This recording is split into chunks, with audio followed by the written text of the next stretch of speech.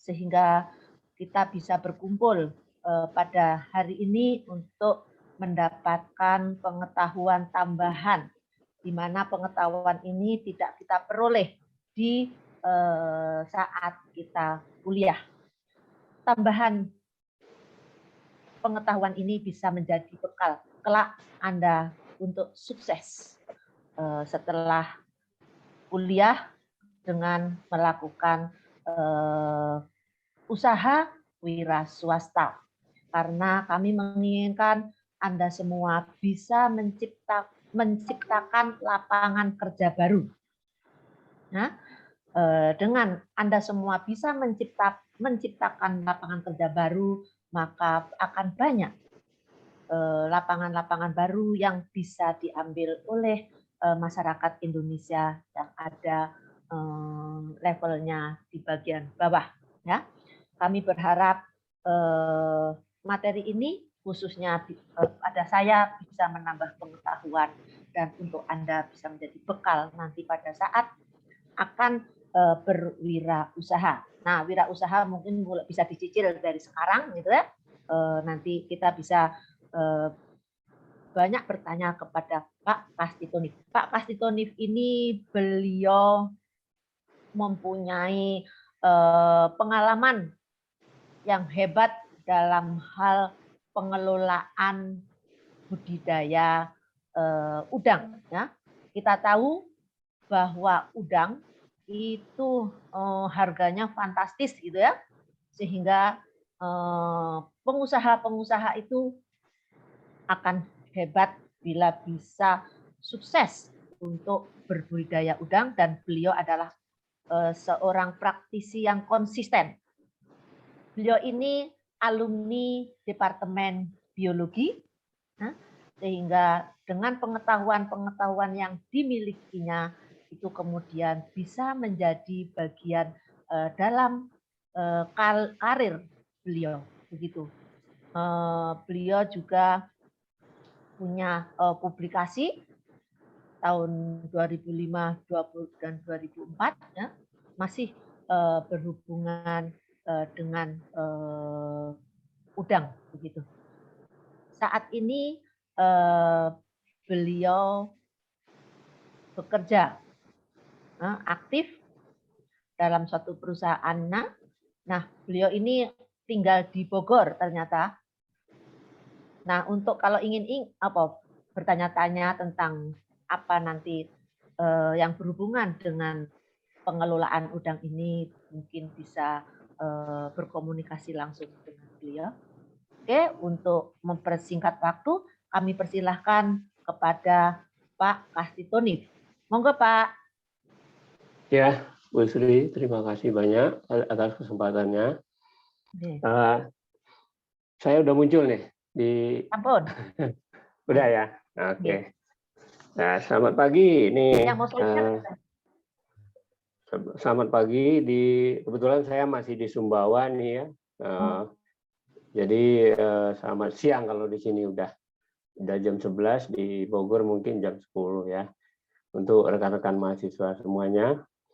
Jadi saya jadi ingat nih pada waktu dulu tingkat 1 juga ya.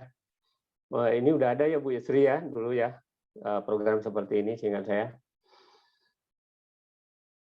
Nah, jadi perkenalkan saya, nama pendeknya panggilannya Pak Tonif ya. Jadi saya sekarang ini masih aktif di perusahaan yang bergerak di bidang udang ya, industri udang yang sifatnya integrated gitu, mulai dari tambak sampai pengolahan gitu. Jadi memang saya udah lama bekerja di bidang perudangan atau industri udang ini. Jadi kalau saya ingat-ingat dulu ya, kalau sekarang teman-teman atau rekan-rekan mahasiswa mendengarkan percakapan saya atau paparan saya ini ya, mungkin saya bisa bayangkan ya teman-teman mungkin ya seumuran anak saya yang paling bungsu ini. Kebetulan anak saya ada 3, yang paling bungsu itu ya mungkin seumuran dengan rekan-rekan mahasiswa tingkat 1. Kemudian ada anak saya yang 2 lagi, laki-laki itu udah tamat kuliah bahkan. Ya sekarang sudah kerja, alhamdulillah udah kerja dua-duanya gitu. Nah, ya bisa ada teman-teman atau rekan-rekan mahasiswa bayangkan ya, udah sekitar hampir 30 tahun saya bekerja. Ya, bukan hampir lagi, mungkin udah lewat 30 tahun saya bekerja di bidang industri udang ini. Jadi kebetulan mungkin ya kalau saya komunikasi dengan teman-teman seangkatan saya ya yang angkatan 21 ya, itu mungkin udah banyak juga yang sudah pensiun itu. Tapi ya di perudangan ini kelihatannya teman-teman yang masih berkecimpung di udang itu nggak ada matinya kelihatan. Masih aja aktif terus gitu kebanyakan. Bahkan umur 60-an masih aktif ditambah jadi pengusaha atau bekerja di perusahaan yang membesarkan udang atau memproses udang menjadi komoditas siap ekspor. Jadi dari awal memang saya bekerja di bidang swasta ya, sebagai karyawan swasta. Waktu itu ya ada juga kesempatan ya, ada kesempatan untuk ditawarkan jadi pegawai ya, pegawai negeri, tapi saat itu saya lebih tertarik ya, mungkin banyak juga pada saat itu tamatan ya perguruan tinggi yang lebih tertarik kepada bekerja di swasta. Tapi mungkin berbeda zamannya saat ini ya, banyak yang lebih tertarik untuk menjadi pegawai negeri mungkin gitu. Tapi ya bisa dilihat perkembangannya ya, formasi untuk menjadi pegawai negeri mungkin nggak bertambah banyak gitu ya. Tapi bukan berarti ya apa-apa yang mungkin ya kebanyakan orang bayangkan bahwa untuk menjadi pegawai negeri nanti lebih terjamin, ada jaminan pensiun gitu, ada jaminan kesehatan ya. Jangan khawatir ya. Jadi teman-teman yang nanti berkecimpung di swasta pun ya sekarang ini udah sama gitu. Jadi jaminan yang namanya jaminan kesehatan, jaminan ketenaga kerjaan itu udah di-cover oleh BPJS. Jadi di BPJS itu ada yang namanya JHT, jaminan hari tua ya. Itu sama dengan pesangon, kemudian ada juga yang namanya JP. JP itu jaminan pensiun yang juga diberlakukan untuk swasta untuk saat ini ya. Itu ya mirip-mirip dengan apa yang polanya atau skemanya yang ada di pegawai negeri. Jadi ya rasanya sih nggak perlu untuk ngotot untuk apa nungguin untuk jadi di pegawai negeri ya. Di swasta pun udah sama jaminannya gitu. Itu kira-kira pengalaman karena sampai saya pun saat ini sudah punya jaminan pensiun ya. Cuman karena jaminan pensiun ini baru berlaku mungkin 4-5 tahun ini ya itu belum diberlakukan seperti skemanya di pegawai negeri. Tapi kalaupun nanti saya terus bekerja ya sampai umur tertentu dan bisa sampai 15 tahun gitu.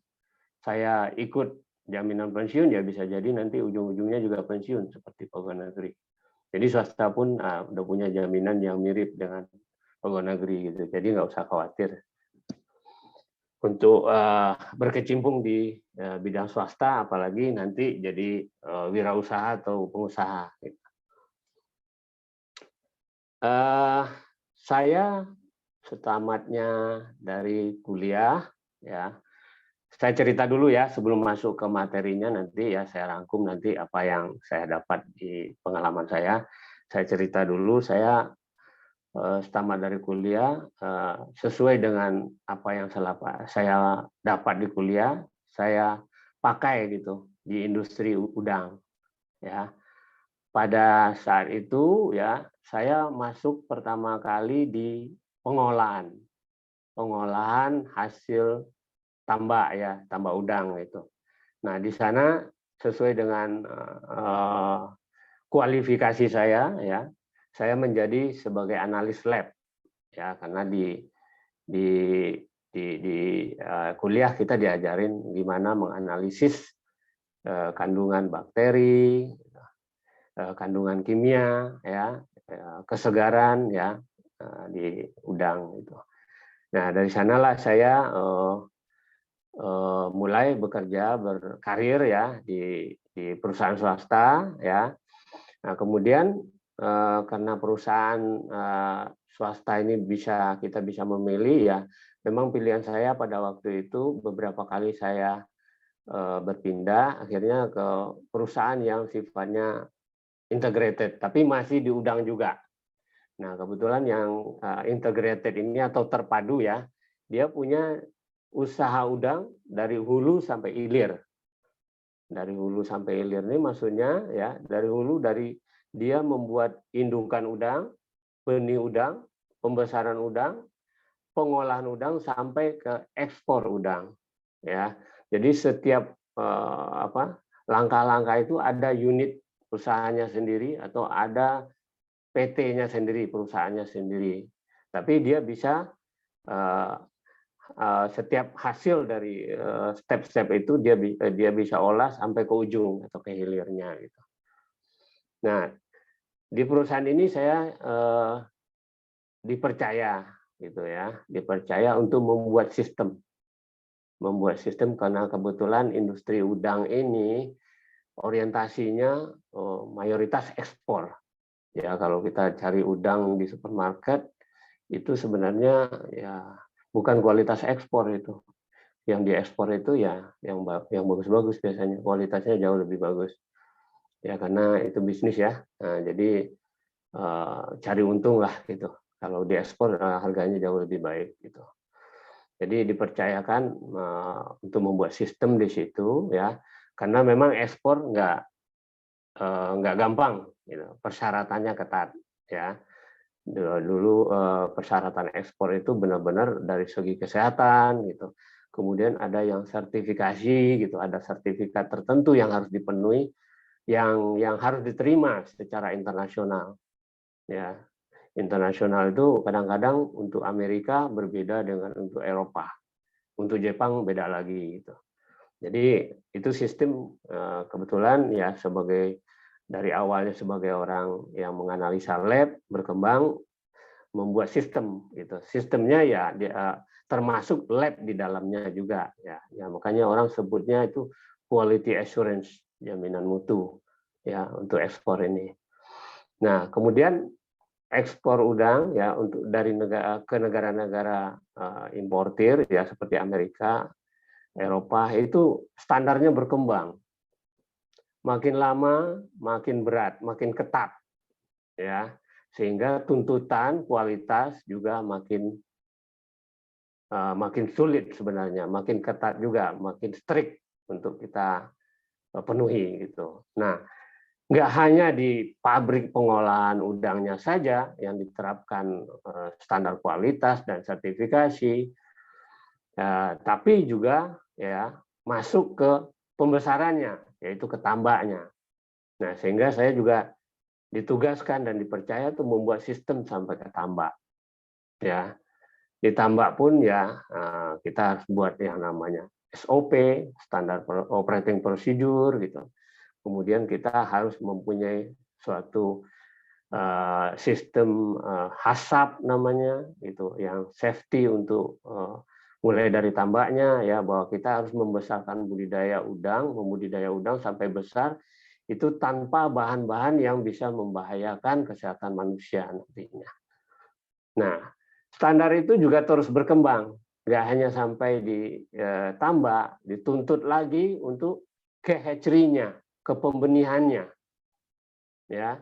Nah, itu dari makin ke hulu nih kita dituntut untuk menerapkan standar kualitas, ya, atau sertifikasinya, ya. Jadi saya pun diberi tanggung jawab lebih sampai ke sana, ya. Jadi dari pengolahannya, pembesaran ke pembenihan pun dikasih amanah lebih, ya.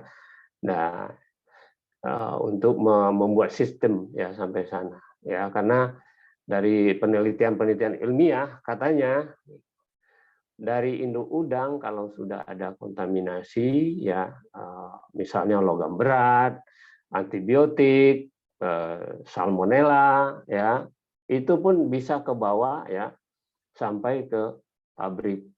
Jadi itu tuntutannya ya sampai ke pembenihan akhirnya itu. Nah, karena kebetulan ini perusahaan integrated ya, saya dikasih ya apa namanya amanah untuk membuat sistem sampai dari hulu ya, dari hulu ke hilirnya.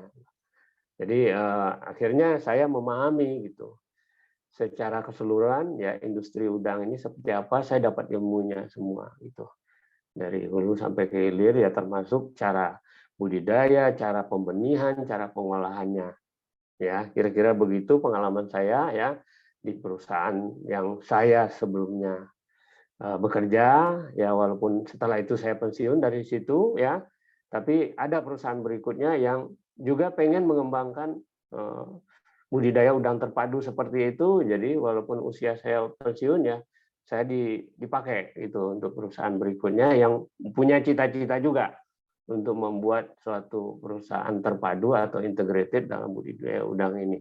Nah, ini untuk di perusahaan baru ini setelah saya pensiun ini masih merintis ya, masih kita kembangkan lah sistemnya. Jadi dari apa namanya hulu ke hilir pengalaman saya tadi ya, dari hilir lah awalnya ke hulu ya, saya bisa rangkum gitu buat teman-teman dan share buat teman-teman ya, kira-kira apa saja yang kita perlukan ya dari semua proses tersebut ya, dari hulu ke hilir tersebut, yang supaya nanti teman-teman kalau masuk atau terjun di dunia perudangan ini bisa siap, bisa survive ya, bisa sukses ya. Sukses dalam arti kata ya nggak mesti jabatan ya. Sukses itu kalau jabatan sih kadang-kadang itu tergantung perusahaannya. Kalau perusahaannya skalanya kecil, jadi manajer itu udah paling top istilahnya, paling tinggi gitu loh. Atau perusahaannya perusahaan keluarga, kita udah di atas kita udah keluarga yang punya gitu ya, itu udah paling tinggi lah, udah paling top kata orang, yang paling dekat gitu loh. Tapi bagi kita seorang karyawan yang paling penting itu profesional. Nah, profesional itu kriteria utamanya cuma yang paling penting itu dua sebenarnya, integritas dan ilmu yang kita punyai dalam bidang itu. Itu yang membuat kita bisa dihargai orang ya, bisa sukses ya, dan bisa menjadi referensi lah ya bagi bidang kita masing-masing. Nah, sekarang saya coba masuk ya, saya coba rangkum ya buat teman-teman sekalian ya pengalaman saya dan yang saya rangkum dalam judul ilmu dan keahlian yang dibutuhkan pada industri udang. Nah, saya bicaranya dari hulu dulu, dari hulu sampai ke hilir. Walaupun tadi pengalaman saya dari hilir ke hulu, itu kebalik ya, karena memang hilirnya persyaratannya lebih ketat di awalnya. Tapi untuk bisa berurutan, saya coba dari hulu ke hilir. Nah, bisnis proses untuk bisnis udang ini itu dimulai dari produksi indukan, ya. Produksi indukan, ya. Di sini biasanya kita sebut sebagai broodstock atau mother shrimp, ya. Nah, indukan ya yang paling banyak dipakai di Indonesia saat ini tuh udang faname. Udang faname ini kebetulan memang bukan udang lokal kita ya, tapi ini yang paling menjanjikan secara ekonomis. Jadi ini paling banyak dibudidayakan saat ini di Indonesia. Ya. Nah, mayoritas memang indukan atau broodstock ini diimpor dari Amerika ya, dari US ya. Hanya sedikit yang dibuat lokal. Dibuat lokal. Kalaupun itu ada, itu yang ada sekarang itu di Lampung, ya ada pusatnya di Lampung, ya. Kemudian ada juga yang di Lombok, Ada dua itu yang saya kenal ya dan eksis sampai saat ini gitu. Kemudian kalau kita bicara untuk produksi indukan ini, ya, dia perlu bahan pendukung, ya. Nah, bahan pendukung ini sendiri juga jadi industri gitu sebenarnya, ya, untuk mendukung proses bisnisnya udang ini, yaitu pakannya, yaitu pakan pelet. Itu ini ada kebanyakan pakan peletnya ada di Indonesia, ya, untuk pembesaran udang, ya, sebagian dari luar, ya, biasanya. Kemudian untuk polycat atau polycat ini cacing laut, ya, cacing laut yang ada kakinya itu, ya, itu yang SPF. SPF ini maksudnya specific pathogen free. Jadi ini biasanya diimpor juga dari kebanyakan dari US, ya, dari Amerika, ya, bentuknya frozen block frozen, ya, dibekukan, ya, dalam balok es, ya, di dalam balok es itu ada cacingnya, nanti tinggal dicairkan, ya, baru dikasihkan ke indukan udang. Kemudian pakan yang lain juga bisa ada yang pakai cumi juga, cumi SPF. Nah, cumi ini kan biasanya tangkapan, ya, tapi dibuat SPF juga, jadi dibuat spesifik pathogen free juga, ya. Nah, biasanya ini yang punya teknologi juga US, ya. Kalau setahu saya untuk bisa free patogen itu biasanya bisa jadi dia iradiasi gitu, ya. Jadi seperti ditembak dengan sinar gamma gitu. Nanti patogen parasit itu mati biasanya. Nah, kemudian untuk bekerja di produksi indukan ini, ya, walaupun jarang di Indonesia, ya, memang kalau yang saya tahu, ya, ada teman-teman bekerja di sana. Kebetulan saya nggak pernah masuk nih sampai indukan, ya, sampai indukannya karena jarang saya nggak pernah masuk. Cuman saya banyak diskusi juga, ya, banyak diskusi, banyak seminar juga dengan teman-teman itu. Terutama mereka menyampaikan, ya, kalau mereka berbudidaya itu budidaya udang itu secara indoor, jadi di dalam ruangan, ya, selama siklus hidup udang, ya. Jadi dari udang itu induk menjadi induk, ya, sampai kemudian bertelur, ya, menetas jadi benih, dibesarkan jadi induk lagi, itu di indoor semua. Tujuannya supaya, ya, nggak ada kontaminasi gitu, karena kan kalau di indoor kan bisa dikendalikan semua faktornya, termasuk masuknya patogen gitu. Kemudian bagian yang paling penting, ya, di budidaya induk ini orang yang paham, ya, tentang genetika. Jadi genetika, ya, mereka umumnya istilahnya breeding, ya, di sana, ya, itu mengawinkan udang, ya, dengan sifat-sifat utamanya saat ini yang paling dicari itu ketahanan terhadap penyakit, ya, ketahanan terhadap penyakit. Kemudian dia tumbuhnya cepat, fast growth. Nah, itu sifat unggul yang sekarang ini paling dipertimbangkan orang untuk budidaya udang. Nah, ini saya lihat kalau di perusahaan yang lama itu, ya, itu ahli genetikanya ada di Indonesia, tapi cuma satu itu, ya, sulit tergantikan itu sampai saat ini. Kemudian yang di Lampung yang satu lagi saya lihat itu dari luar, mereka sewa hire gitu, yang ahli genetika. Dan yang sudah ada sekarang yang berkiprah di udang, ya, untuk breeding udang ini genetikanya juga yang spesifik udang saya belum pernah dengar, ya, di Indonesia, ya, yang genetika ikan, ya. Tapi yang banyak ini yang umumnya dari punya skill genetikanya di ayam. Tapi dari biologi tempo hari, ya, ada expert kita juga yang genetika kedelai juga bisa memberi training, ya, tentang genetik ini di teman-teman yang sedang mengolah data, ya, mengolah data untuk genetika udang ini. Jadi biasanya itu saling bisa digunakan juga gitu, ya. Cuman mungkin organisme atau ininya yang berbeda gitu. Nah, kemudian di sini juga diperlukan ya, karena untuk produksi indukan ini ya biasanya diperlukan induk-indukan yang bebas penyakit ya, atau SPF ya, specific pathogen free ya. Itu banyak tenaga yang diperlukan di sana, biasanya yang bisa tes penyakit itu ya, cek penyakit ya, apakah itu secara PCR, histologi gitu ya, atau wet mount ya, pakai mikroskop gitu.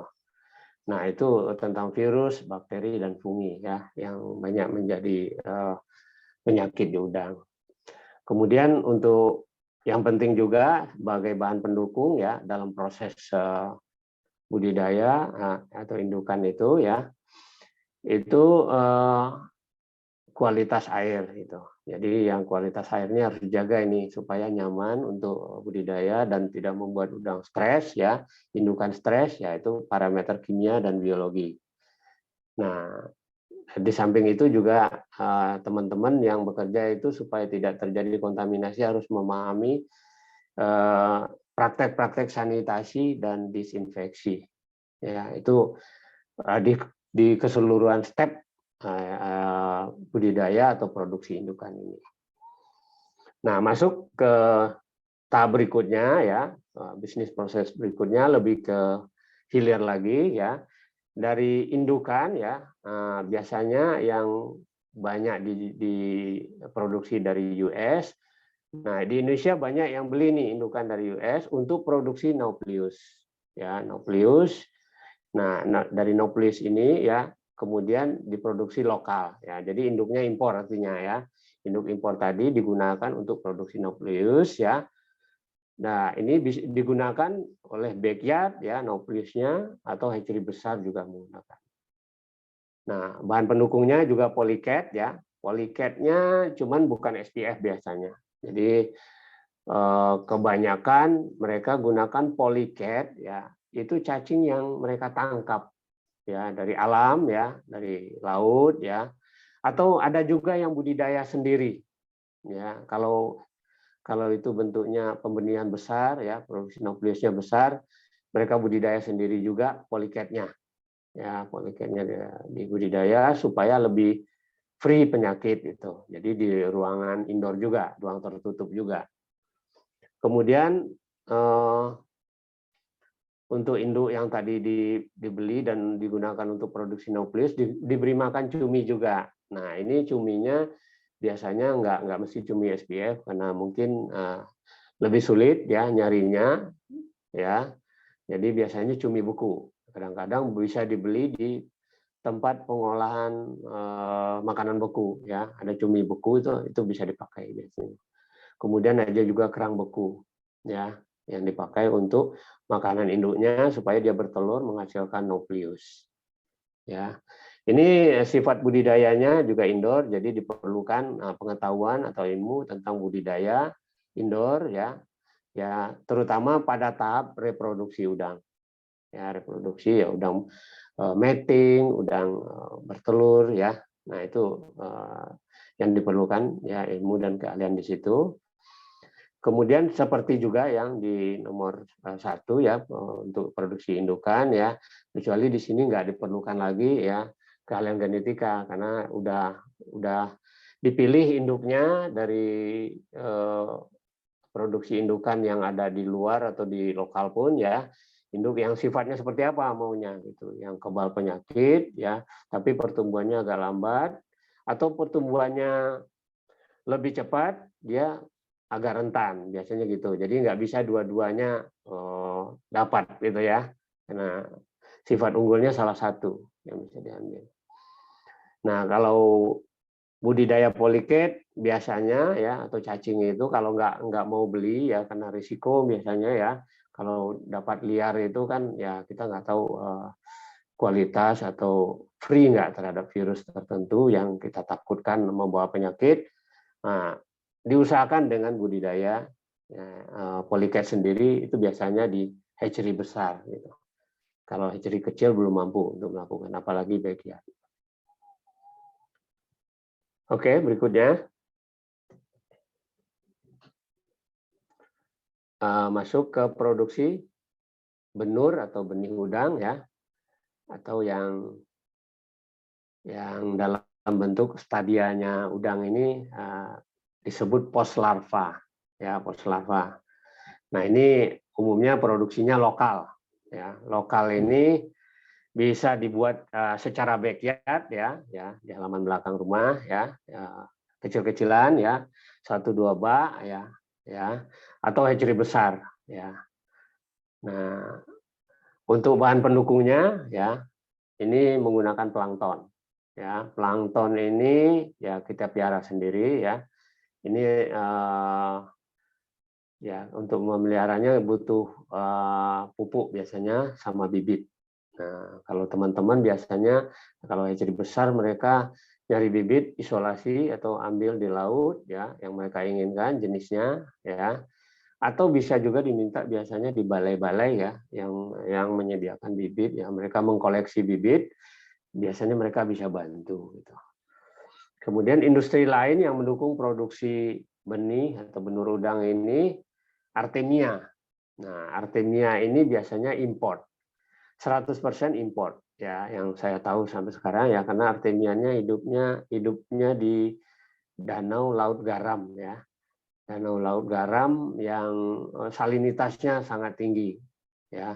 Di sanalah hidup Artemia. Jadi kebanyakan dari US juga, dari Rusia, dari Cina sekarang ya. Yang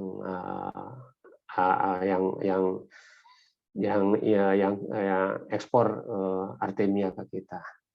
Kemudian pakan artifisial ya ini seperti pakan pelet. Kalau untuk hatchery atau pembenihan biasanya bentuknya flag ya atau serpian-serpian kecil gitu. Nah, itu kebanyakan juga impor ini ya, tapi ada sebagian yang buat lokal juga setahu saya.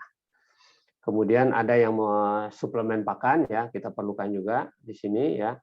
Nah, ini perusahaan-perusahaan farmasi biasanya bikin ya. Dan probiotik. Nah, probiotik juga banyak dibuat oleh perusahaan-perusahaan farmasi, tapi ada juga perusahaan rumahan yang bentuknya CV gitu ya, membuat probiotik dan itu juga dijual ke unit-unit produksi benih. Nah, ini untuk mendukungnya ya, mendukung ilmu atau keahlian yang mendukung produksi benih dan bahan pendukungnya. Biasanya ini juga budidaya indoor ya, pada tahap perkembangan benih dari nukleus tadi ya. Setelah menetas dia jadi nukleus sampai jadi post larvae. Post larvae ini udah berbentuk udang ya, sampai dewasa bentuknya udah seperti ini. Biasanya prosesnya hanya sekitar 18 hari. Ya 18 sampai 20 hari di pembenihannya. Nah, sama ya, dibutuhkan semua ilmu dan keahlian seperti nomor 1 untuk kecuali tahap pembesaran dia nggak perlu tahap pembesaran ya ilmunya atau keahliannya, dan juga breeding ya. Nah, kalau nggak perlu breeding ya nggak perlu genetik di sini ya, tinggal ya gimana reproduksinya aja atau tahap nukleus sampai PL saja gitu.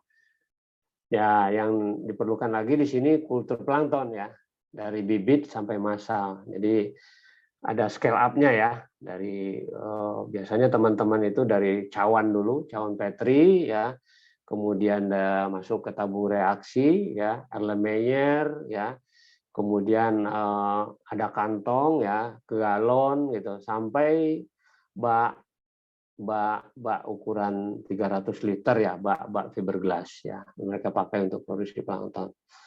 Kemudian juga diperlukan kalau nggak mau beli probiotik yang mungkin takut mahal, bisa kultur sendiri ya probiotik ya dari tahap isolasi ya, kalau di laut ya teman-teman di tepi pantai bisa isolasi ya probiotik dari laut ya, kemudian diproduksi mirip dengan plankton tadi, scale up ya sampai dia cukup untuk volume yang kita pakai di bak-bak hatchery kita atau pembenihan kita.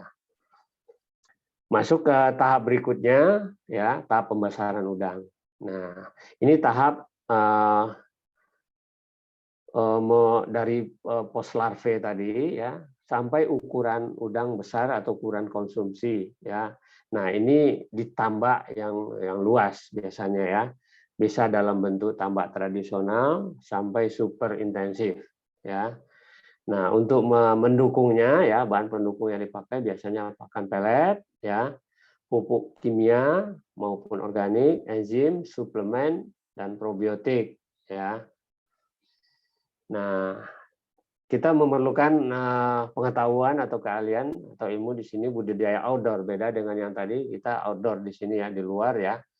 Nah, bedanya di sini tantangannya lebih besar karena di luar ya alam terbuka di mana pengaruh cuaca, pengaruh iklim ya itu banyak sekali ya, dan organisme lain pengganggu juga ada ya. Itu kita harus tahu mengendalikannya ya, termasuk di sini ya mengendalikan hama yang utama itu biasanya kepiting ya, burung ya, tikus juga ya. Nah, kemudian biasanya hal yang penting juga ya untuk budidaya di tambak ya, itu tuh adalah aerasi. Aerasi ini memerlukan kincir ya. Nah, kincir hubungannya nanti dengan listrik, kelistrikan ya. Kelistrikan supaya tidak ada kegagalan dalam kelistrikannya. Kegagalan dalam kelistrikan akan menyebabkan kegagalan dalam budidaya juga. Banyak kasus ya, saat udangnya sudah besar ya, sudah tinggal dipanen ya, udang butuh banyak oksigen ya, listriknya mati, nggak tahu cara mengatasinya ya, atau kalkulasi energinya kurang tepat ya, akhirnya gagal juga dipanen. Jadi nggak hanya penyakit ini.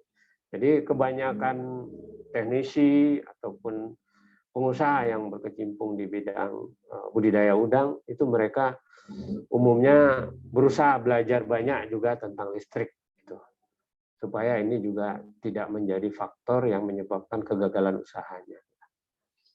Kemudian ada juga yang mengembangkan sendiri probiotik, karena probiotik saat ini dirasakan hal yang penting ya dalam membuat keseimbangan ya, keseimbangan di dalam tambak ya, supaya udang kita bisa besar ya, bebas penyakit ya, dan bisa dipanen dalam kondisi yang sehat dan menguntungkan. Lanjut slide berikutnya.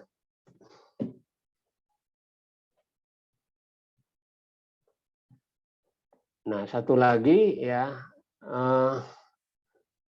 yang banyak digunakan juga ya teman-teman sekarang ini ya untuk membuat udang sehat, dan lingkungan medianya yang berupa air laut itu bisa menunjang udangnya nyaman ya. Itu banyak yang sekarang menerapkan ya, mempelajari teknologi fermentasi ya, bagaimana mereka memfermentasi bahan-bahan seperti molas ya, dedak halus ya atau bekatul ya, itu untuk menjadikannya memproduksi prebiotik. Prebiotik adalah makanannya probiotik ya, sehingga kalau udah hasil fermentasinya dari molas atau dedak halus tadi sempurna ya, bisa dituangkan ke air di dalam tambak, membuat air di dalam tambak banyak bakteri menguntungkan ya, sehingga udang kita jadi sehat dan juga membuat udang lebih mudah mencerna makanan ya, mencerna pakan ya, sehingga pertumbuhannya lebih bagus ya. Jadi industri probiotik dan prebiotik ini sekarang lagi digandrungi di budidaya udang. Makanya ada yang bilang sampai ke lele juga ada yang bilang budidaya pakai vlog segala macam, itu mereka mengandalkan prebiotik dan probiotik ya untuk produktivitas yang paling tinggi. Nah, kemudian masuk ya ke tahap yang paling hilir ya, yaitu pengolahan dan pengemasan udang ya. Ini hasil panen dari pembesaran tadi ya. kita diproses ya atau diolah untuk dijadikan ekspor ya. Nah ini biasanya seperti pabrik-pabrik makanan lah umumnya ya, cuman ini berasal dari udang ya bahan bakunya ya. Nah itu banyak bahan-bahan pendukung yang sifatnya juga bahan pendukung atau ini bumbu untuk makanan ya. Nah biasanya diperlukan es untuk pendinginan ya atau mengawetkan ya selama proses itu berlangsung ya. Kemudian ada garam, ada fosfat, sulfit, ada yang menggunakan tepung, kemudian ada yang plastik dan karton, menggunakan plastik dan karton untuk kemasannya. Ya, itu biasa kalau sudah selesai mereka kemas seperti makanan ya umumnya ya. Nah, kemudian untuk keahlian ya dan ilmu yang diperlukan ya pengolahan udang mentah ya ini lebih mudah biasanya ya nggak sampai dimasak gitu. Kemudian pengolahan pangan, nah ini lebih masuk untuk pengolahannya sampai matang ya dengan macam-macam proses ya, bisa pemasakan, bisa digoreng ya, bisa ya bisa proses lain lah ya yang mungkin diperlukan untuk diekspor ya, tergantung permintaan importirnya nantinya ya. Nah, di sini juga diperlukan ilmu ya tentang pengawetan ya dengan pembekuan ya. Ya, ini juga nggak gampang ya kalau kita nggak punya ilmunya tentang pembekuan, gimana membekukan udang, menyimpan udang dengan proses pembekuan ya. Ini biasanya banyak permasalahan juga yang akhirnya ditolak ya oleh importir udang kita di luar negeri ya yang akhirnya membuat kerugian juga. Kemudian pengemasan ya, pengemasan dan labeling ini juga hal penting ya karena dalam ekspor ya pengemasan dan labeling ini semua diperhatikan dengan baik gitu. Bahkan label kadaluarsa ya walaupun kita udah bekukan ya dengan baik ya kadaluarsanya pun nggak boleh lewat. Kemudian untuk menjamin mutu ya di bagian laboratorium ya diperlukan juga tes kesegaran ya secara kimia ya biologi ya sensori atau ya organoleptik ya orang bilang ya sensori ini perlu keahlian khusus juga ya bahwa udang segar atau enggak ya dia bisa rasakan ya dari aromanya ya dari rasanya. Nah ini yang paling sering makan udang nih kalau di pabriknya ya. Kemudian tes bakteri patogen ya karena kan kita ekspor nggak boleh ada patogennya ya, seperti E. coli, Salmonella, Listeria, Staphylococcus dan lain-lain ya. Kemudian tes bahan kimia berbahaya seperti antibiotik, borak, formalin dan lain-lain. Kemudian juga diperlukan tes kontaminasi fisik secara mikroskopis ya, mikroskopis ya. Ya ini teman-teman ya mesti punya jago nih pakai mikroskopnya itu. Seperti orang yang bekerja di bidang forensik ya, di mana harus tahu nih ya ada rambut, ada fragmen serangga dalamnya gitu ya, yang terikut di produk udang ya. Nah, rambut juga bisa dicari nih, ini rambut siapa gitu. Di antara karyawan yang masuk yang lepas rambut ya, biasanya karyawan-karyawan yang nggak disiplin pakai topinya atau hairnetnya ya, net rambutnya sehingga rambutnya jatuh gitu ya ke produk. Nah ini bisa dicari mestinya gitu. Jadi seperti forensik lah ya, kalian menggunakan mikroskopnya. Kemudian fragmen serangga. Nah ini serangganya bagian apa? Misalnya paling sering itu lalat biasanya. Lalat ya itu kita harus tahu itu lalatnya itu sayapnya, kakinya bagian apa gitu ya. Karena kalau ini udah ketemu biasanya nggak ada ampun nih. Kalau tadi ketemu Salmonella, E. coli gitu, kita biasanya pengusaha masih bisa itu udah sampai di Amerika misalnya minta walaupun keluar biaya lagi direproses namanya, di cook aja udah mati misalnya, di cook ya bayar orang sana untuk proses ulang atau proses masak lagi gitu, itu udah mati misalnya saya E. coli salmonellanya. Tapi kalau fragmen serangga nggak mungkin hilang gitu ya. dari produk udang itu, karena walaupun dimasak masih ada di situ gitu. Biasanya dimusnahkan gitu. Nah, musnahkan, bayangkan berapa, misalnya 1 kontainer kita ekspor nih, dimusnahkan, dibakar begitu aja, nggak jadi apa-apa gitu. Nah, ini lebih bahaya ya. Kemudian diperlukan juga pengetahuan tentang hygiene dan sanitasi. Nah, hygiene sanitasi ini lebih ke arah pabriknya nanti ya, supaya kita ya sebelum dicek ya apakah itu ada E. coli, salmonella ya, lebih baik mencegah ya, hygiene, bekerjanya secara hygiene dan sanitasi, biofilm banyak nggak di situ gitu ya kan. Kemudian proses sanitasinya benar nggak gitu. Karyawan-karyawan yang bekerja ya benar-benar sehat nggak, itu dicek semua, diperiksa semua gitu.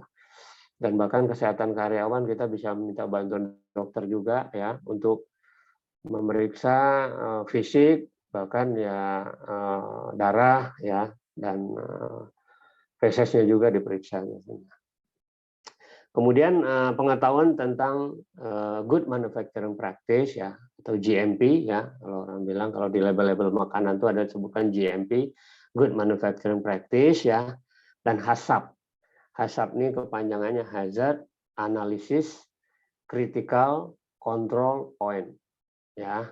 Jadi saya belum tahu apakah teman-teman nanti dapat di kuliah ya tentang ini, tapi teman-teman kita sendiri ya, saya dulu punya beberapa orang staff ya, di bagian lab ya, sekarang dia udah jadi trainer ya di perusahaan konsultan ya, itu jadi memberikan training tentang GMP dan HACCP. Nah, dia juga untuk memberikan training ini banyak juga sekolah-sekolah yang memanggil dia gitu untuk memberi, karena keahliannya di bidang ini ya, termasuk sekolah ya kuliner gitu ya. Ya, mereka memang memerlukan pengetahuan tentang ini juga gitu, tentang HACCP dan GMP ini. Jadi mereka jadi banyak juga yang jadi trainer, ada juga yang jadi auditor. Ya, auditor banyak juga. Auditor karena dibayar oleh perusahaan dari luar untuk mengaudit ya, atau jadi inspektor ya. Misalnya di Amerika nih, pusatnya KFC ada di Amerika gitu ya, pusatnya McDonald ada di Amerika. Tapi mereka nggak datang sendiri ke Indonesia untuk memeriksa cabangnya atau apa franchise-nya yang ada di Indonesia untuk menjamin mutu. Dia bayarlah teman-teman kita ya yang pernah belajar GMP, HACCP ini gitu. Nah, ini keahlian ini banyak dipakai sekarang ini. Ya. Kemudian saya tambahkan lagi ya untuk slide berikutnya ya. Nah, ini yang umum nih ya. Yang umum kalau teman-teman punya ya keahlian ini atau pengetahuan tentang ini ya, ini akan mempermudah seperti yang saya bilang tadi ya. Mempermudah pekerjaan yang membuat teman-teman lebih profesional ya. Tidak menjamin untuk bukan untuk jabatan ya, jabatan banyak faktor yang lain ya, tapi profesional, bahwa kerjaan kita bisa lebih nyaman karena kita nggak panik, kita tahu cara mengatasi masalah, kita punya ilmu tentang pekerjaan kita gitu ya, dan kita bisa ya dihargai orang ya dalam hal ilmu kita gitu ya. Nah, di semua bisnis proses tadi ya, mulai dari indukan, produksi indukan sampai pengolahan udangnya ya, itu kita punya mesti punya sedikit banyaknya tentang sampling plan ya, cara mengambil sampel gitu, karena kita perlu menguji nih produk kita itu kalau kita tes gitu ya, berapa perlu sampel ya supaya itu mewakili gitu ya. Kalau perlu orang-orang yang customer yang pengen beli produk kita itu udah Pak, udah kita ambil sampelnya dan itu mewakili ya, kita bisa jamin itu mewakili. Termasuk juga kita perlu memastikan ya bahwa produk atau bahan baku atau bahan pendukung tadi yang kita pakai itu benar nggak bagus. Kita harus ambil sampel ya sesuai jumlah lot yang datang, jumlah besarnya volume yang datang, supaya itu terwakili semuanya, supaya kita jadi nyaman ya, jadi yakin bahwa material yang kita pakai itu oke gitu loh. Kalau materialnya nggak benar ya nanti bisa aja produksi kita juga jadi gagal ya. Nah, kemudian diperlukan statistical process control. Nah, statistical process control ini atau SPC ini ya, Rasanya sih semua mungkin dapat ya. Paling mudah itu menggunakan SPC ini ya, konsep dasarnya kan sebenarnya standar deviasi ya. Standar deviasi, kalau standar deviasi 1, 2, 3 ya, atau orang bilang ada sampai 6 atau yang dibilang Six Sigma ya. Nah, ini tujuannya kita kan punya monitoring nih harian ya. Kalau ditambah di pabrik juga catat suhu, catat apa gitu. Nah, kita pengen mendeteksi nih, sebenarnya dengan suhu segini ini ada masalah nggak gitu loh. Dengan parameter yang udah naik sedikit ya atau udah sering naik, ini masalah nggak? Kita bisa mendeteksi ada masalah atau potensi masalah sebelum masalah itu timbul. Gitu. Ini sangat diperlukan ya, karena kan semua pengusaha pasti nggak mau ada masalah di perusahaannya, di produknya, gitu ya kan. Tapi alangkah baiknya kita bisa mendeteksi ya permasalahan sebelum terjadi. Nah, itulah yang namanya potensi masalah. Jadi baru potensi aja ini kalau dibiarkan terus, kalau kita nggak turunkan lagi parameter ini akan terjadi masalah. Itu kita gunakan SPC, ya, Statistical Process Control namanya. Kemudian root cause analysis, ya, root cause analysis untuk mencari akar penyebab suatu masalah untuk menentukan problem solving. Ya, kalau kita namanya kerja pasti ada masalah aja ya, orang hidup pasti ada masalah, ya kan. Tapi kalau kita cuma melakukan sesuatu gitu, ya, misalnya ini terlalu panas ya, suatu produk terlalu panas, kita tambahkan es, sudah dingin, selesai ya. Itu namanya action aja ya. Selesai pada saat itu memang selesai. Tapi biasanya kita nggak hanya itu. Gimana nanti ke depannya gitu loh. Ini nggak nyampe panas ya, nggak nyampe kepanasan itu. Apa yang bisa kita lakukan gitu. Apa yang membuat dia panasnya melampaui standar gitu. Nah, itu kita perlukan suatu kemampuan yang namanya root cause analysis ya. Nah, ini juga kalau nanti di kuliah ada yang lebih baik, kalau enggak ada trainingnya juga, ada di teman-teman yang belajar tadi, yang jadi konsultan asap, GMP, mereka bisa memberikan materi tentang ini juga. Gitu. Jadi kita bekerja dalam memecahkan masalah, benar-benar kalau istilahnya kalau kita membidik tembakan kita tepat di sasaran ya, dan masalah itu enggak berulang kembali. Nah, kira-kira begitu ya untuk poin nomor 3. Nomor 4, supply chain management. Ya, ini kemampuan dalam menyeimbangkan antara bahan baku ya, bahan pendukung ya dengan output ya, output produk itu. Nah, ini kebanyakan teman-teman yang masuk ke sini saya lihat jago di komputernya ya, terutama mereka jago dalam menggunakan program sederhana seperti Excel ya, sudah cukup ya. Karena nanti dengan rumus-rumusnya Excel ya, mereka tahu nih kalau nanti dengan stok gitu bahan pendukung segini, kita akan terhambat nih produksi produk kita karena nggak cukup gitu, nggak seimbang gitu. Jadi ada rantainya yang pincang nanti, ada rantainya yang putus nanti. Nah, teman-teman inilah yang nanti bisa membuat suatu program ya, satu ini bentuk program dalam bentuk Excel ya, dalam bentuk angka-angka dan rumus-rumusnya itu bisa dilakukan. Kemudian penyimpan dan pengolahan data secara online dan offline ya. Nah, ini berhubungan nanti dengan root cause analysis ya, dengan supply chain juga gitu, dengan SPC juga gitu. Nah, ini sangat membantu ya kita dalam mempermudah pekerjaan.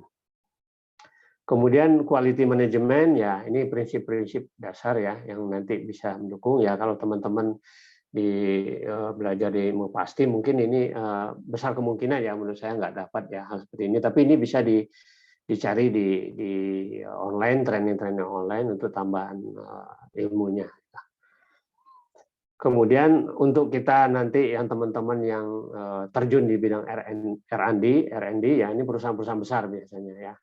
Di induk itu ada R&D-nya, di tambak juga ada yang R&D-nya di perusahaan besarnya, di hatchery juga ada, di pengolahan juga ada ya. Nah, ini ilmu-ilmu atau kalian seperti ini kepake nih ya teman-teman, seperti rancop ya, rancangan percobaan ya, analisis data ya. Kemudian kemampuan menulis dalam bahasa Inggris yang biasanya juga mereka banyak R&D ini juga gabungnya dengan tim-tim dari luar gitu ya, dari orang-orang asing ya. Kalau perusahaan-perusahaan besar itu juga hire orang-orang asing ya, yang biasanya R&D-nya lebih kuat itu. Ya, mereka membuat report dalam bahasa Inggris ya. Kemudian kemampuan problem solving ya, ini berhubungan dengan di atas ya. Ya, ini spesifik R&D. Dan R&D ini banyak lagi ilmu-ilmu dasar yang perlu dikuasai di sana. Genetika, virologi, bakteriologi, histopatologi, fermentasi, kimia, nutrisi, imunologi, dan lain-lain gitu. Ya, ini kalau yang ke R&D. R&D masuknya ke R&D nantinya. Dan R&D biasanya ini untuk teman-teman yang senang kerja di lab ya. Di lab ya di satu tempat ya, dan tertantang untuk menemukan sesuatu ya, menggali sesuatu ya. Ini tantangannya ada di R&D. Beda tadi dengan yang HACCP ya, dengan GMP ya. Itu yang senang jalan-jalan itu jadi auditor itu mungkin akan merasa tenang ya, merasa senang ya, karena nanti kalau jadi auditor datang ke setiap tambak, datang ke setiap misalnya proses atau pabrik gitu, datang ke restoran-restoran untuk memeriksa restoran. Nah, itu sangat diperlukan. Dan untuk teman-teman yang senang traveling, kuliner, nah itu akan lebih enjoy di sana mungkin itu. Nah, itu yang bisa saya sampaikan untuk saat ini ya, tentang pengalaman saya di Udang ya. Silakan nanti disampaikan pertanyaan kalau ada. Terima kasih.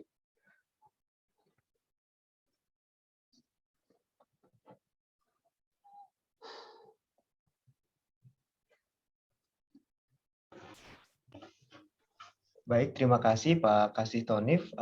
Mungkin ingin bertanya dulu Pak Heru, apakah sudah bisa menyambung? Silakan Pak Heru.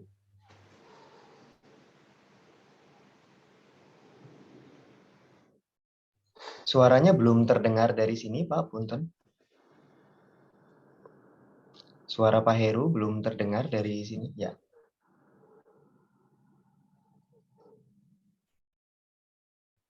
Mas Faris minta tolong Pak Heru untuk dijadikan co-host untuk akun yang kedua ya, karena Pak Heru pakai 2 device, minta tolong untuk dijadikan co-host untuk 2 akun tersebut.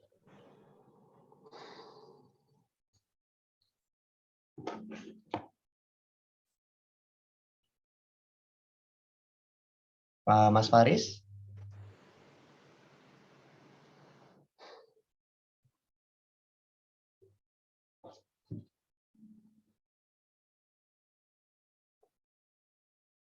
Oke, saya pakai HP untuk suaranya.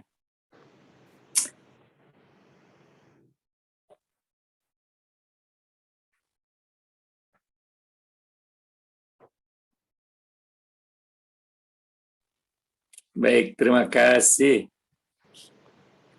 Pak Kastitonif. Jadi echo ya, jadi echo.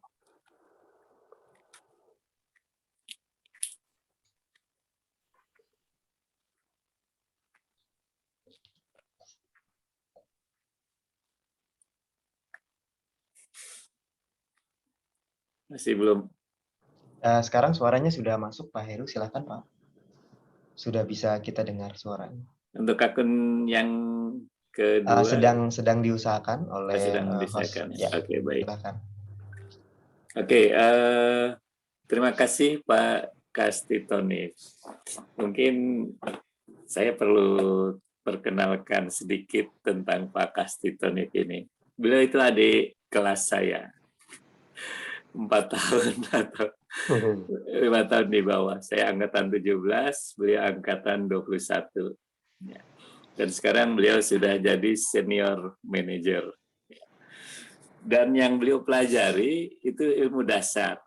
Tadi ketika beliau menjelaskan, begitu banyak ilmu yang beliau kuasai. dari hulu sampai ke hilir. Ya. Dari hulu tuh kepala ya, hilir tuh ujungnya. Ilmunya beliau kuasai. Ya. Tapi yang dipelajari waktu kuliah itu hanya dasar-dasarnya saja. Betul. Dalam bidang mikrobiologi lebih dalamnya beliau tentang bakteri. Tapi kemudian beliau menguasai ilmu tentang udang, tentang tadi ada cacing polychaeta. Saya malah tidak tahu kalau cacing itu sebagai pakan udang. Padahal saya mengajar biologi hewan. Baik, ada satu kata kunci tadi di awal yang beliau sampaikan, yang menjadikan beliau sukses, ya, menjadi senior manager di perusahaan tambak udang. Pertama, ya sebenarnya sih satu kalimat, yaitu penguasaan ilmu dan integritas. Itu kunci sukses nanti kalian pun ya, kalau mau sukses, dua itu harus kalian kuasai, yaitu apa? Penguasaan ilmu atau kompetensi dan integritas. Penguasaan ilmu nanti bisa berjalan, berkembang seiring dengan waktu, karena kalian tetap harus belajar. Kita harus tetap belajar. Baik, itu pengantarnya dari saya, Pak Kastitonif. Banyak sekali pertanyaan dari mahasiswa tingkat pertama ini. Ini mahasiswa tingkat pertama semuanya. Jadi belum dapat itu statistik, belum dapat macam-macam ya. Baru biologi dasar. Baik, tapi pertanyaannya ini sudah sangat advance ini. Mulai dari yang pertama pertanyaannya ya, Pak Kastitonif ini. Pertanyaan dari Dava Rivaldi. Beliau dari Fakultas Perikanan, ya. C sekian nomor induk mahasiswanya. Untuk memulai sebuah usaha atau bisnis, pastinya adanya kekurangan dan kelebihan tersendiri. Dan yang juga memulai sebuah usaha ini, terutama di bidang industri udang, pasti tidak mudah. Pertanyaan saya, apa hal yang paling utama yang kita harus lakukan untuk memulai sebuah usaha udang ini? Untuk kita sebagai mahasiswa yang belum tahu caranya, memulai sebuah bisnis. Apakah ada tips tersendiri untuk memulai sebuah industri atau pada industri udang ini? Oke, saya jawab langsung, Pak. Ya, silakan Pak Kastitonif, langsung saja. Oke. Jadi menurut saya ya, yang sudah saya alami ya dari pengalaman saya, dan ini juga udah masuk suatu dan dipelajari oleh para ahli juga ya yang ada di dunia ya. Kalau di dunia ini, kalau industri udang itu secara sertifikasi itu ada namanya BAP, Best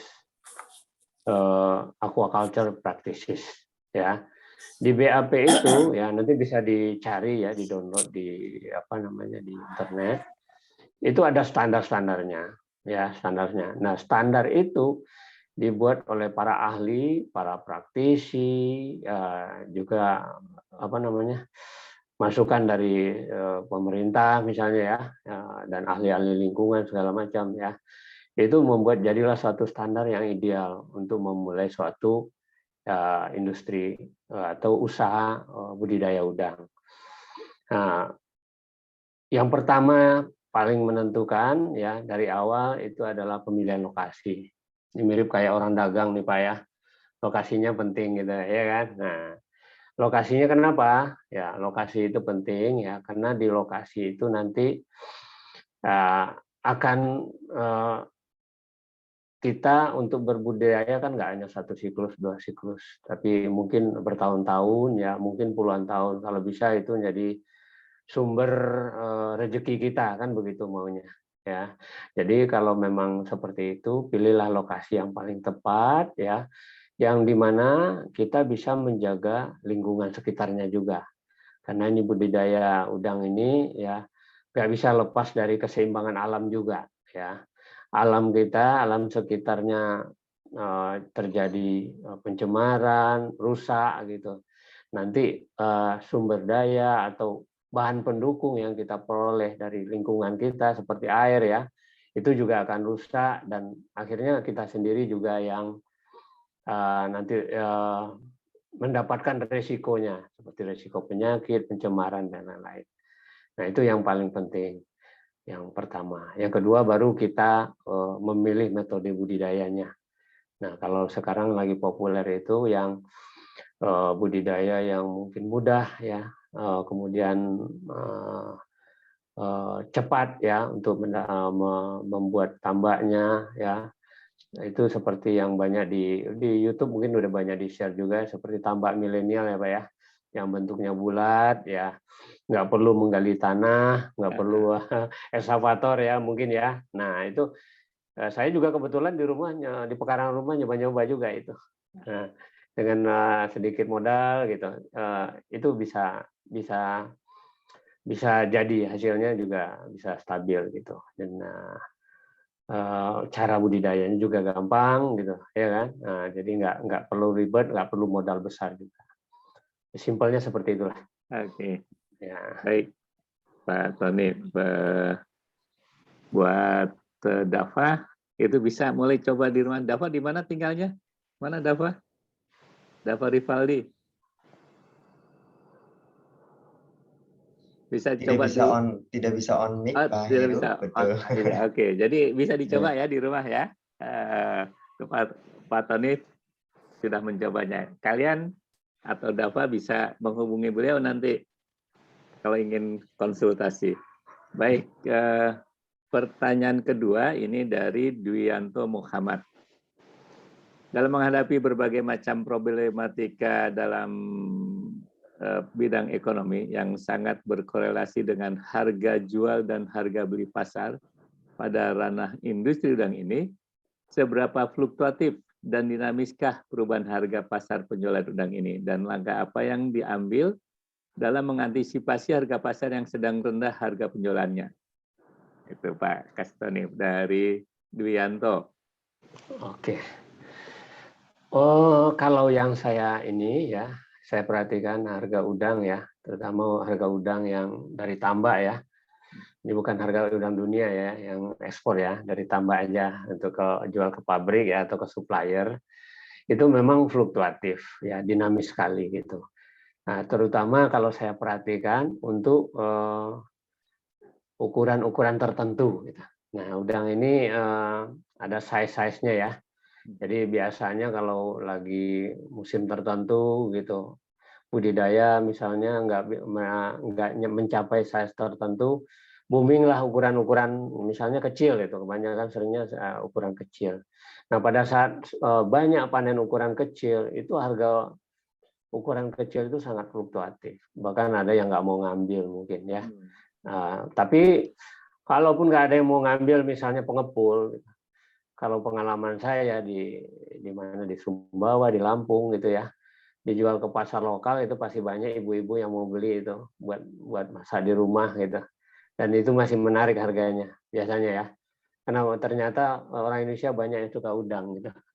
Cuman kesempatan beli udang seger gitu kayak apa?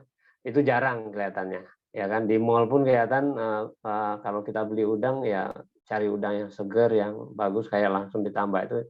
Kalau saya jalan-jalan ke mall ya susah juga. Nah, biasanya untuk antisipasi fluktuasi seperti itu, kita memang harus memperkirakan atau merencanakan, ya mereka bisa merencanakan waktu tebar juga gitu. Biasanya kalau harga udang itu bagus ya, karena udang ini mayoritas ekspor ya, itu utamanya tuh di akhir tahun ya, akhir November biasanya. Itu harga udang bagus di mana pabrik-pabrik mencari bahan baku ya untuk segera memenuhi kuota ekspor mereka. Itu akhir November puncaknya ya, biasanya kalau udah masuk Desember mereka udah kirim barangnya, itu pabrik-pabrik udah mulai kendor itu biasanya. ya harga turun lagi biasanya sampai Januari ya. Januari, Februari, nah itu baru mulai naik lagi ya. Nanti pertengahan tahun ya Juni, Juli ya itu naik lagi biasanya karena mereka mulai mengumpulkan udang lagi. Itu salah satu strategi ya untuk dengan menebar ya mengatur waktu tebar. Kemudian strategi berikutnya kita main size-nya ya. Jadi pandai-pandai kita mengatur budidaya supaya kita nanti dapat size besar, ukuran udang besar ya. Di mana ukuran udang yang besar ini misalnya size 40 biasanya 45 ekor paling tidak ya, 45 ekor sekilonya ya. Atau ya 45 ekor sekilonya ya. Itu harganya lebih stabil untuk ukuran itu ya. Jadi kalau kita jual kalau ukuran kecil lebih fluktuatif, ukuran ini lebih stabil ya. Jadi tidak terlalu fluktuatif, jadi kita lebih aman mainnya. Kebetulan kita di Sumbawa nih lagi panen juga saat ini ya. Ukurannya sekitar 30 ekor ya, 30 ekor sekilonya ya. Walaupun Desember ini kita masih panen itu nggak terlalu terpengaruh oleh harga, masih bisa kita jual dengan harga yang profit gitu. Jadi untuk bisa membuat udang dengan ukuran besar ya biasanya kalau teman-teman ditambah itu ya dengan mengatur kepadatan, dengan mengatur ini pakan gitu ya. Karena di pakan sekarang juga ada tren ya pakan ini secara internasional dikurangi ya pemakaian fish meal-nya atau tepung ikannya. Yaitu standar internasional, jadi lebih banyak memakai soybean meal-nya sekarang. Nah, soybean meal ini memang proteinnya tinggi juga, ya cuman proteinnya itu kasar ya, lebih kasar, mungkin molekulnya lebih besar ya, mungkin daya cerna udang kurang ya untuk bisa masuk ke saluran pencernaan diserap oleh tubuh udang. Nah, biasanya salah satu alternatif ya teman-teman untuk mendapatkan size besarnya ya bisa aja dipecah ya menggunakan enzim ya supaya dia dapat menjadi protein yang lebih sederhana ya atau difermentasi. Nah, difermentasi seperti saya bilang tadi menggunakan bakteri gitu, menggunakan prebiotik gitu dicampur di situ ya sehingga nanti pakannya bisa mempercepat pertumbuhan udang, dapatlah kita size-size yang lebih besar sehingga harga kita nggak terlalu khawatir. Kira-kira begitu. Baik, terima kasih Pak Tony atas jawabannya. Kalau masih belum puas, nanti bisa dilanjutkan pertanyaannya ya. Tapi mungkin bisa menghubungi langsung Pak Kastitonifnya. Oke, pertanyaan ketiga dari Aaron Aziz ini. Dalam berbisnis udang, ya, pada tahap bisnis proses, apakah yang paling berisiko atau yang riskan dalam pengelolaannya yang harus benar-benar kita perhatikan sebagai pembudidaya udang? Itu pertanyaan pertamanya Pak Tony. Yang kedua, bagaimana caranya mengembangkan budidaya udang kecil menuju pembudidayaan yang lebih besar? Standar apa saja yang perlu kita perhatikan untuk mengembangkan industri udang dengan skala ekspor? Nah, ini pertanyaannya benar-benar sudah advance semua nih Pak Tonif ya. Oh iya. Tidak lagi basic lagi nih pertanyaannya. Silakan Pak Tonif. Oke, kembali lagi ke yang pertama tadi gimana Pak? Bagaimana pada tahap bisnis proses apa yang paling berisiko atau riskan dalam pengelolaannya dan harus benar-benar diperhatikan dalam proses.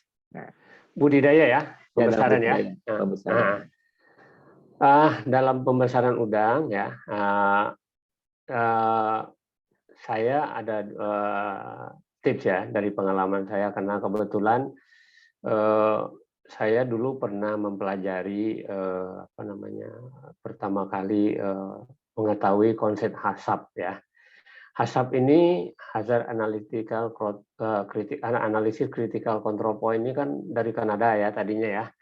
Dipakai juga oleh NASA ya untuk meluncurkan pesawat-pesawat luar angkasanya. Tapi akhirnya dipakai di Indonesia dibawanya pertama kali ke udang itu Pak. Ya ke udang ya untuk karena ekspor ya. Karena standarnya Amerika dia mewajibkan kita pakai HACCP. Nah, HACCP ini pernah kita coba juga dicoba di analisisnya di proses budidaya. Nah, di proses budidaya itu ketemulah kita titik kritis gitu ya, yang perlu kita perhatikan ya pada saat kita mau budidaya. Titik kritis yang pertama itu adalah persiapannya. Persiapan tambak ya, di mana biasanya kalau orang tambak-tambak baru biasanya agak cuek ya. Baru dibikin nih tambaknya, wah tambaknya biasanya berhasil gitu. Kalau baru dibikin 1, 2, 3 kali berhasil gitu. Tapi kalau udah berikutnya udah wah banyak masalah. Biasanya begitu. Nah, titik kritisnya itu memang di persiapan tambak. Persiapan yang seperti apa? Ya, tambak itu setelah siklus budidaya selesai, itu diusahakan ya, itu benar-benar kering. Benar-benar kering, teroksidasi ya. Bahan organiknya teroksidasi, patogen-patogen di sana kering dan mati gitu. Itu kita usahakan itu. Ya, kalau dia tambaknya dalam bentuk plastik, biasanya usahakan plastik kan memang sudah kering biasanya, ya kan? Kalau kita ini apa namanya, airnya keluarkan. Tapi biasanya nggak ada jaminan plastik itu nggak bocor. Minimal sambung-sambungannya gitu, itu bocor sampai ke bawah. Dan saat kita isi air lagi, itu air yang dari bawah itu masuk lagi ke petakan gitu. Nah, itu harus diperhatikan itu. Ya, gimana supaya kering itu. Nah, ini saya lakukan analisisnya dulu ya pada saat pertama kali saya menggunakan HACCP di budidaya. Tapi ternyata memang standar itu di BAP ya, Base Aquaculture Practices yang dibuat oleh Amerika itu juga jadi standar utama gitu. Makanya tambak-tambak pada saat diaudit itu loh. Nah, karena tambak sekarang udah sertifikasi juga ya untuk bisa bisa dia melancar ekspor ya, terutama untuk perusahaan-perusahaan yang integrated yang terpadu ya. Nah, seperti kita nih terpadu. Jadi tambak kita nanti udangnya dipanen, dikirim ke pabrik kita gitu loh. Nah, kebetulan hatchery-nya juga hatchery kita nih. Hatchery-nya juga udah sertifikasi BAP. Jadi istilahnya bintangnya kalau jenderal itu udah bintang 4 katanya. Ya kan? Nah, itu kalau masuk ke Amerika itu lancar biasanya. Ya kan, dan itu masuknya ke Amerika itu ditaruhnya di mall-mall yang bergengsi lah gitu. Jadi ini udang bintang 4 istilahnya itu. Jadi itu memang dipelajari sampai sana. Jadi artinya standar-standar BAP itu ternyata memang kalau auditornya datang ya pada saat pengeringan mereka tanya gitu. Ini berapa kali nih kanalnya dikeruk gitu. Kenapa mereka tanya begitu? Karena kanal outlet itu kalau nggak dikeruk biasanya banyak lumpur bekas pakan yang nanti mengendap, lama-lama terdekomposisi jadi tanah juga makin dangkal sehingga petaknya nggak bisa kering biasanya. Ya, tambaknya nggak bisa kering, di sanalah pengeringan nggak bisa terjadi. Jadi pengeringan nggak bisa terjadi, kembali lagi nanti tambaknya bermasalah. Gitu. Jadi ya itulah yang tahap awal atau hal yang paling penting kita perhatikan di awal membuat tambak. Kemudian saat benih kita beli, kita sebaiknya pilih benih ya, harus selektif ya saat awal-awal membeli benih ya, karena tadi saya udah bilang ya secara genetik orang itu ada dua sifat benih yang dicari, yaitu ketahanan dan kecepatan tumbuh. Nah, dengan berjalannya waktu gitu biasanya kita tahu dari hatchery mana, kalau kita beli dari luar ya tahu mana yang tahan, mana yang cepat tumbuhnya kita tahu. Tapi kalau itu kita satu grup misalnya atau integrated, kita tahu, kita milih sendiri gitu. Tapi kalau bagi teman-teman yang beli benihnya di luar ya bisa minta informasi dari pengalaman teman-teman yang lain. Nah, kalau yang orientasinya nanti mau ekspor gitu, ya itu tadi sama sebenarnya ya. Karena orientasi ekspor ini kenapa mereka perlu sertifikasi ya? Karena menerapkan best aquaculture practice ya.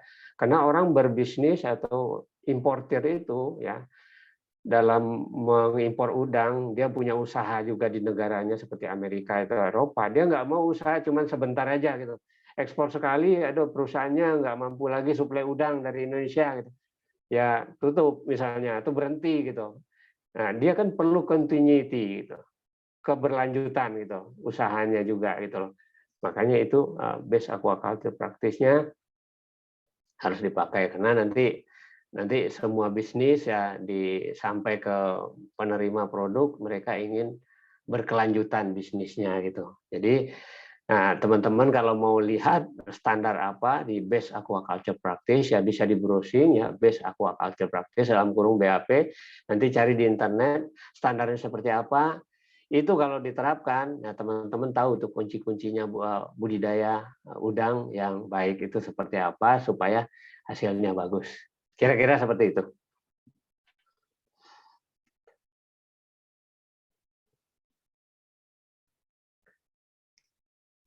Pak Heru, suaranya belum bisa terdengar, Pak. Terima kasih Pak Tonip. Cukup komprehensif ini penjelasannya. Mudah-mudahan para mahasiswa bisa memahami, walaupun belum, nanti suatu saat ketika kalian terjun, insya Allah akan paham ya. Saya ingin mengingatkan bahwa nanti ada kuis ya. Jangan lupa mentimeter.com-nya, nanti kalian masukkan nomor HP, jangan nama ya, nomor HP. Nanti kalau kalian menang, kita nggak bisa menghubungi. Baik, ini tinggal 10 menit, 9 menit untuk tanya jawab. Masih banyak pertanyaannya Pak Tonip. Nanti kalau nggak kebagian jawaban dari Pak Tonip, kalian hubungi Pak Tonip langsung ya. Oke, ini dari Muhammad Bimosena Sofiawan. Saya cukup memperhatikan bisnis aquaculture pada komoditas udang ini. Saya melihat komoditas udang ini mempunyai isu masalah lingkungan, yaitu pada salah satu proses udang, yaitu pembesaran di tambak, perlu luasan lahan sangat besar.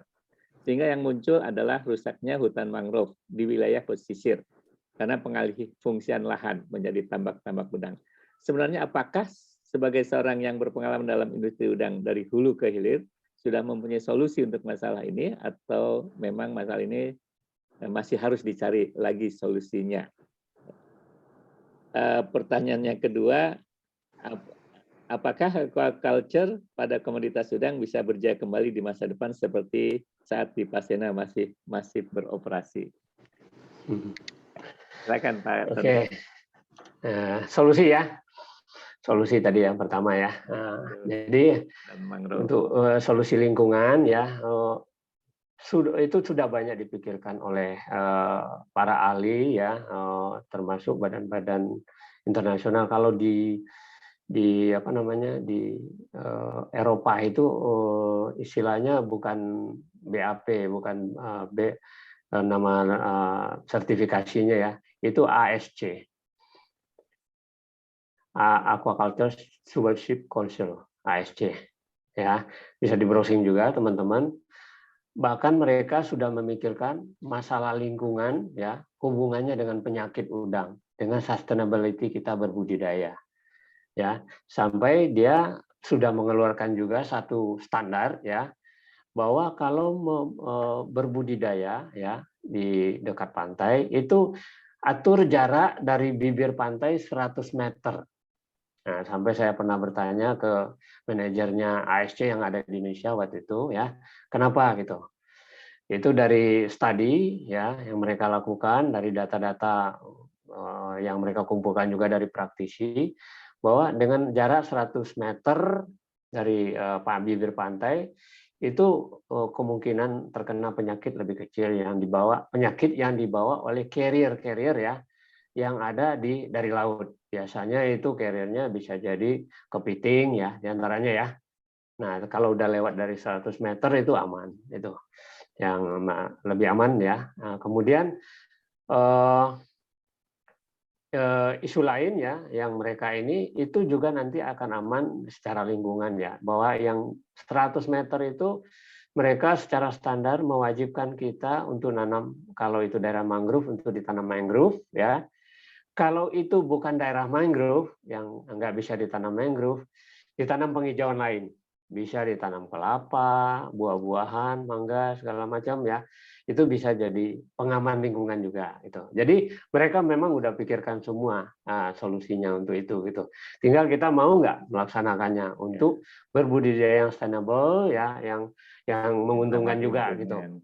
Nah, kemudian juga untuk teman-teman yang jauh dari laut juga udah banyak juga yang memikirkan budidaya udang ini. Bahkan yang di Bogor, yang di Cibinong udah ada yang budidaya pakai air tawar gitu. Udang faname tapi budidayanya pakai air tawar.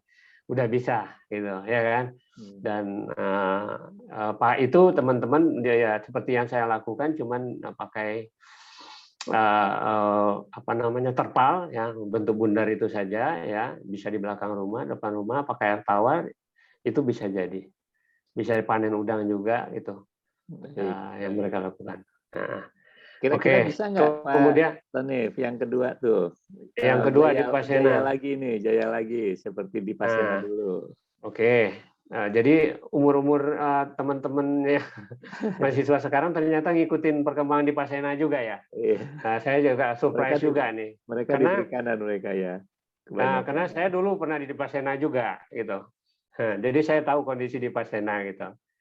Jadi sebenarnya di Pasena gitu, itu kalau dikelola dengan baik gitu ya, manajemen itu intinya manajemen, bukan ini ya, bukan masalah teknis, masalah apa itu sosial ya, sosial manajemen yang membuat di Pasena nggak survive itu. Itu kalau sudah masalah sosial untuk merubah karakter, merubah problem sosial itu yang berat memang itu. Tapi kalau nggak ada masalah sosial, saya yakin ya bahwa budidaya udang bisa jaya lagi. Oke, baik. Gitu, terima kasih. Oke, satu pertanyaan terakhir nih kayaknya nih, karena tinggal 5 menit lagi. Dari Febiana Hijrah Syairani. Berdasarkan pemaparan Bapak tadi, peran ahli genetika itu sangat diperlukan ya. Namun belum banyak tenaga ahli genetika perikanan di Indonesia. Apa saran Bapak untuk mahasiswa yang menyukai bidang genetika pada saat ini? Saran saya sih mungkin ya genetika kan umum sebenarnya ya ilmunya umum gitu ya. Kalau kita belajar genetika dasar kan bisa dipakai itu untuk semua organisme ya urutan asam apa namanya asam nukleatnya apa kan hampir sama gitu ya kan ya. Nah tinggal nanti aplikasinya. Nah tinggal nanti mungkin ya menurut saya kalau ngambil studi lanjutan ya mungkin ambil aplikasinya di hewan air seperti ikan atau udang gitu loh. Karena memang breeding ini sampai sekarang kita banyak tergantung asing sehingga industri indukan ya itu mungkin 90% masih dari tergantung Amerika.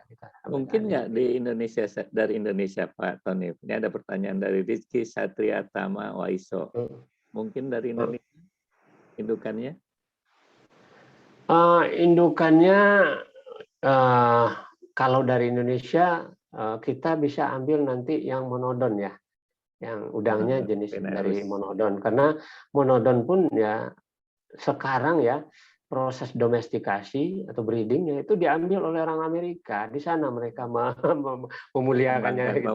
Nanti dijual ke Indonesia lagi. Untuk domestikasi nanti dijual lagi ke kita di sini gitu loh. Nah, padahal monodon itu ya untuk size itu lebih menarik, untuk ukuran, untuk fisiknya ya warnanya lebih menarik. Dulu kan udang monodon itu lebih bagus, lebih mahal ya daripada udang faname. Tugas kalian nih yang baru semester 1 nih untuk memuliakan udang-udang domestik Indonesia, asli Indonesia, karena potensi kita sangat besar Pak Tonif ya. Betul. Ya.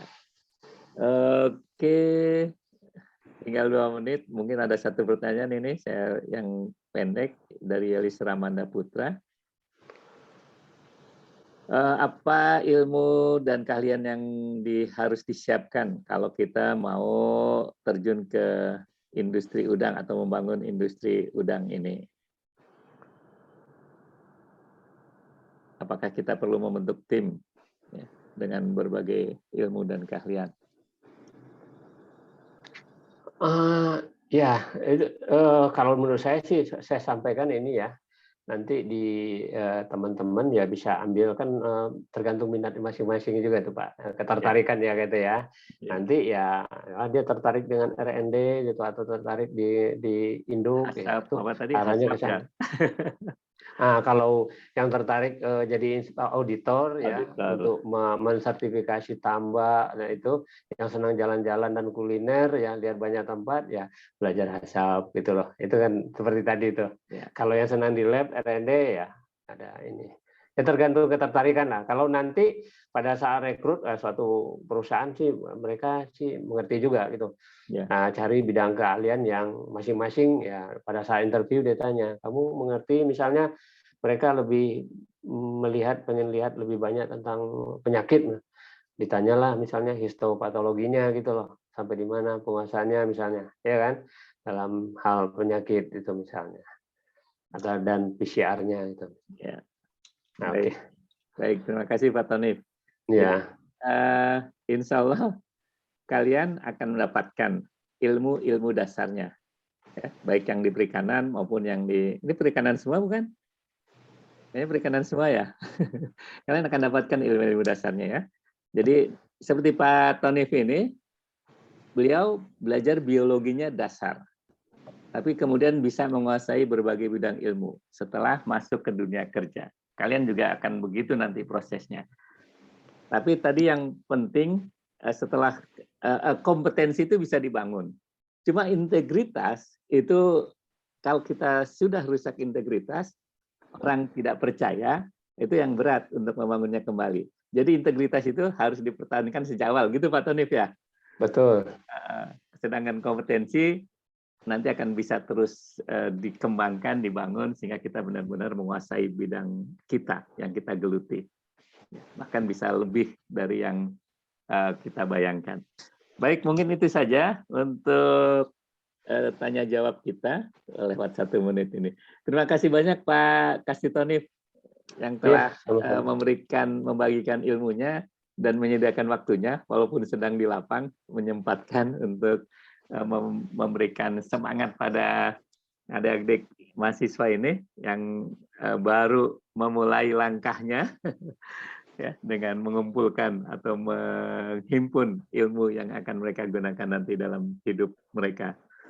Mudah-mudahan ilmu yang tadi dibagikan bermanfaat dan ya bisa kita gunakan untuk kehidupan kita dan kesejahteraan masyarakat. Amin. Amin. Baik, terima kasih. Kemudian Pak Jepri akan memulai kuisnya. Siap-siap. Baik, Assalamualaikum warahmatullahi wabarakatuh. Terima kasih Pak Heru, Pak Kastitonif, terima kasih juga. Mohon maaf saya tidak bisa on cam, ternyata kamera saya ada trouble. Jadi untuk mengikuti kuis ini, silakan para mahasiswa kalian bisa visit menti.com via HP kalian visit menti.com. Kemudian nanti di sana ketika diminta memasukkan nama, kalian isikan nomor HP kalian. Karena kuis ini tidak seperti kuis biasanya ya, kuis ini ada hadiahnya.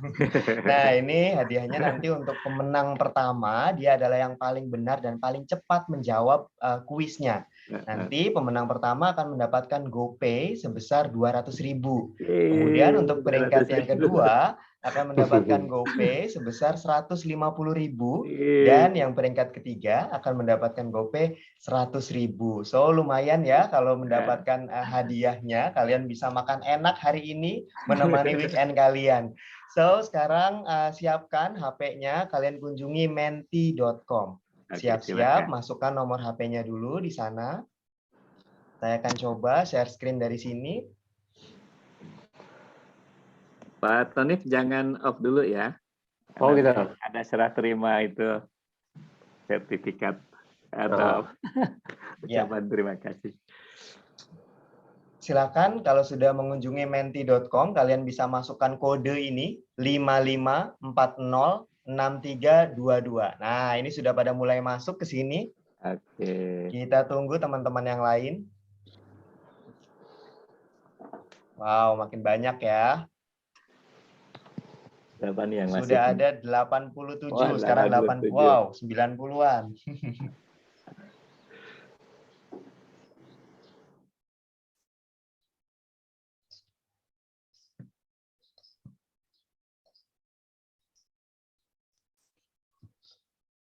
Tambah lagi itu. Suara untuk mentinya terdengar tidak Pak Heru dari sana, Pak? Tidak terdengar. Oke, sudah terdengar ya suara mentinya. Tidak, Oke. tidak terdengar. Oh, tidak. Baik, sebentar saya nanti ulangi lagi. Stop. Tenang, ini belum masuk pertanyaan ini. Nah, ini sudah. Ya. Oke. Baik, sudah ada 170. Wah, Kita mulai kuisnya ya. Silakan kalian jawab kuisnya. Bentar, ini tidak bisa di-enter. Ya.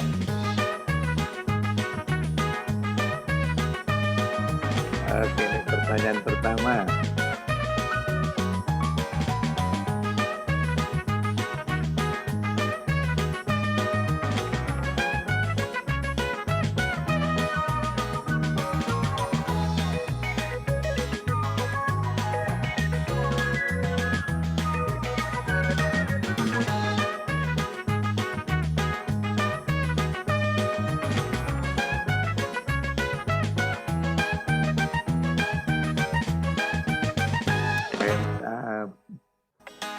Plankton. Oke, pertanyaan kedua.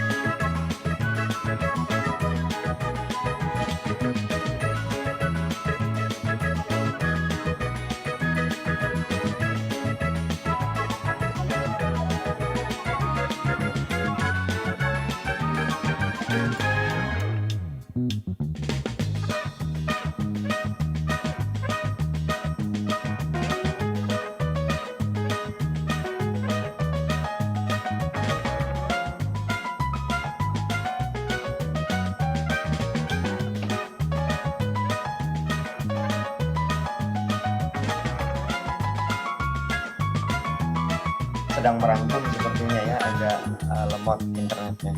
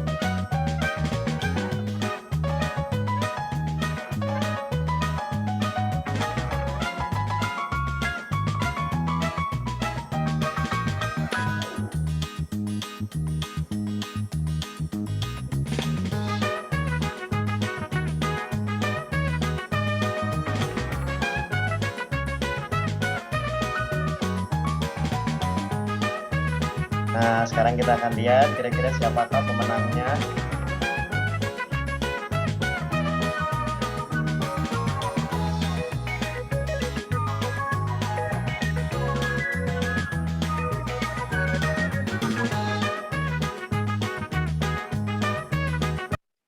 Ya, kita sudah dapat pemenangnya, Pak Heru. Sudah kita record 3 pemenang. Selamat yang berhasil mendapatkan 3 hadiah GoPay tadi, 200.000, 150, dan 100.000. Saya kembalikan lagi ke Pak Heru. Silakan, Pak. Baik, terima kasih. Ada suara tahlim keras ya. Di sebelah masjid banget ini. Baik, selamat untuk untuk para pemenang. Boleh ngacungkan tangan siapa pemenangnya? Raise hand, boleh raise hand. Baik,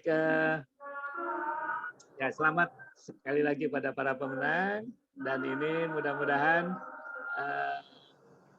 bukan hadiahnya yang istimewa, tetapi kuliah kita hari ini yang istimewa dari Pak Kastitonif ya. Mudah-mudahan kalian tadi sudah mendapatkannya dan memahaminya. Kalaupun belum, tidak apa-apa, kalian nanti akan punya waktu untuk mencerna, untuk memahami ilmu yang tadi disampaikan oleh Pak Kastitonif. Baik, sebelum kita tutup, saya akan menyampaikan, akan menyerahkan sertifikat secara simbolik ya. Sudah kelihatan ya. Sudah Masih terlihat, loading ya? dari sini. Masih loading, Pak. Saya sudah terlihat ya. Masih loading dari sini, Pak. Masih loading ya.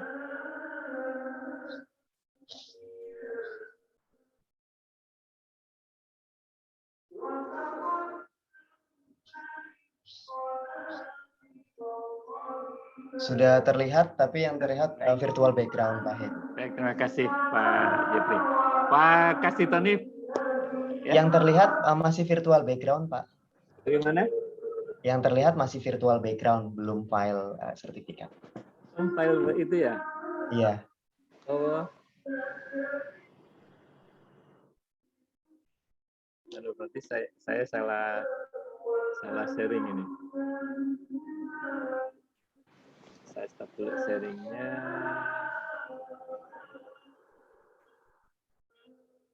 Itu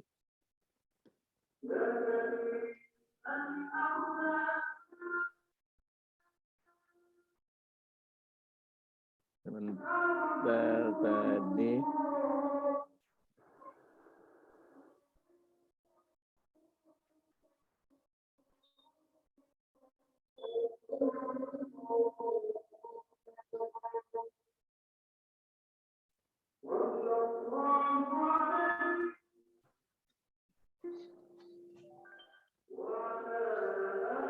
Ini baru terdownload sebentar. Baik, Pak Heru, apa perlu saya bantu dari sini, Pak? Boleh dibantu, Pak. Baik, saya Jepri. coba screen. Ya. Monggo, silakan Pak Heru. Layar saya apa sudah terlihat dari sana? Oke, baik. Sudah terlihat. Ya. Ya. Baik, Pak Insinyur Kastitonif. Kami dari Departemen Biologi mengucapkan terima kasih yang sebesar-besarnya atas ilmu yang telah dibagikan kepada mahasiswa kami. Mudah-mudahan menjadi amal jariah buat Pak Kastitonif dan buat kita bermanfaat ilmunya. Amin. Ya. Mohon diterima sertifikat ini. Iya, terima kasih Pak Heru. Baik, terima kasih. Dengan pemberian sertifikat ini secara simbolik, kita akhiri pertemuan kita atau kuliah Kapitas Rekta kita pada pagi hari ini. Kita ketemu lagi pada ujian akhir semester. Ya, selamat ujian. Mudah-mudahan kalian mendapatkan hasil yang terbaik. Ya, dimudahkan oleh Allah dan sukses. Amin. Akhirul kalam, kita tutup. Assalamualaikum warahmatullahi wabarakatuh. Waalaikumsalam warahmatullahi wabarakatuh. Saya pamit.